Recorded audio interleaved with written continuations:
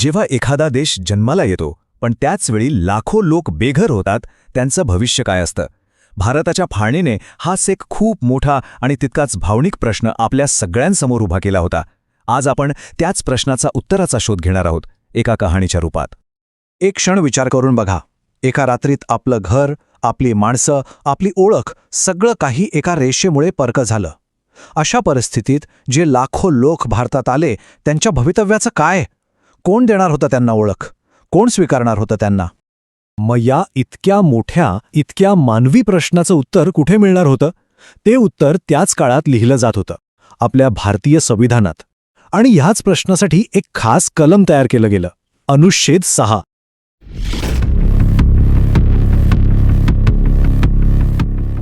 फाळणी म्हणजे खरं तर फक्त नकाशावर ओढलेली एक रेषा नव्हती.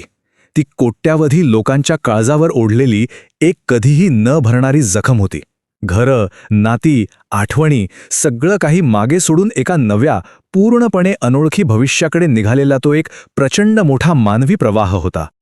तर मग अशा प्रचंड ऐतिहासिक गोंधळाच्या काळात आपल्या संविधानाने काय भूमिका घेतली? चला तर मग पाहूया, या अनुच्छेद 6ने नागरिकत्वाचा मार्ग नक्की कसा तयार केला.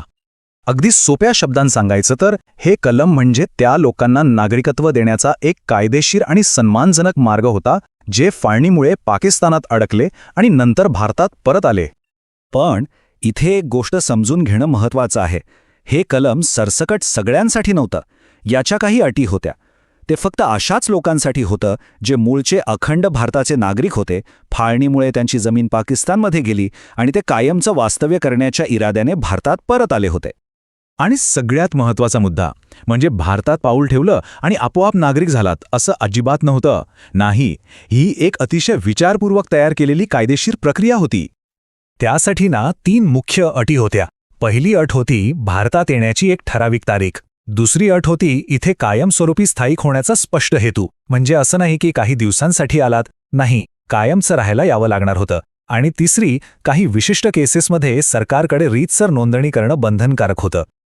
याचाच अर्थ काय? तर ही सगळी प्रक्रिया नियमांना धरून होती.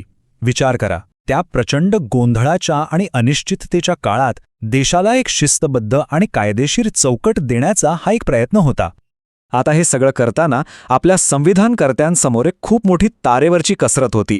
एका बाजूला होती मानवतेची हाक आणि दुसऱ्या बाजूला होती नुकत्याच जन्माला आलेल्या राष्ट्राच्या सुरक्षेची चिंता. ही अडचण किती मोठी होती बघा. एका बाजूला आपलं सर्वस्व गमावून आलेले लाखो निराधार लोक होते, ज्यांना आसरा देणं गरजेचं होतं. आणि दुसऱ्या बाजूला नुकताच स्वतंत्र झालेला आपला देश होता, ज्याची स्थिरता आणि सुरक्षा धोक्यात येऊ नये याची काळजी घेणंही तितकंच महत्त्वाचं होतं. आणि अनुच्छेद 6 म्हणजे नेमकं हेच होतं, या 2 टोकांच्या गरजांमध्ये एक योग्य संतुलन साधण्याचा प्रयत्न. या कलमाने मानवतेला नाकारलं नाही आणि त्याचवेळी देशाच्या सुरक्षेशी तडजोडही केली नाही. एक सुवर्णमध्य साधण्याचा हा एक खूप प्रामाणिक प्रयत्न होता. बरं, ही तर झाली तेव्हाची गोष्ट, इतिहासाची. पण आजच्या काळात या कलमाचा काय अर्थ आहे? याचा वारसा काय आहे? यातून आपण काय शिकायचं? हे अगदी खरं आहे की अनुच्छेद 6 हा एका विशिष्ट ऐतिहासिक परिस्थितीसाठी बनवला गेला होता. त्यामुळे आज तो थेट लागू होत नाही. पण त्यामागे जी भावना होती, जो विचार होता, तो आजही तितकाच महत्त्वाचा आणि जिवंत आहे. मग या सगळ्या गोष्टीतून आपण काय शिकायचं? पहिली गोष्ट म्हणजे आपलं संविधान हे केवळ कायद्याचं कोरडं पुस्तक नाहीये. ते इतिहासाच्या जखमांवर फुंकर घालण्याचा प्रयत्न करतं. ते मानवतेला आणि राष्ट्राला एकाच वेळी महत्त्व देतं. आणि सगळ्यात महत्त्वाचं, ते आपल्याला आठवण करून देतं की प्रत्येक कायदा हा त्या काळाच्या मानवी कहाण्यांचा एक साक्षीदार असतो.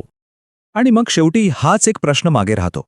कायदा म्हणजे फक्त काही कोरडे नियम असतात की तो त्या काळाच्या इतिहासाचा आणि मानवी भावनांचा आरसा असतो?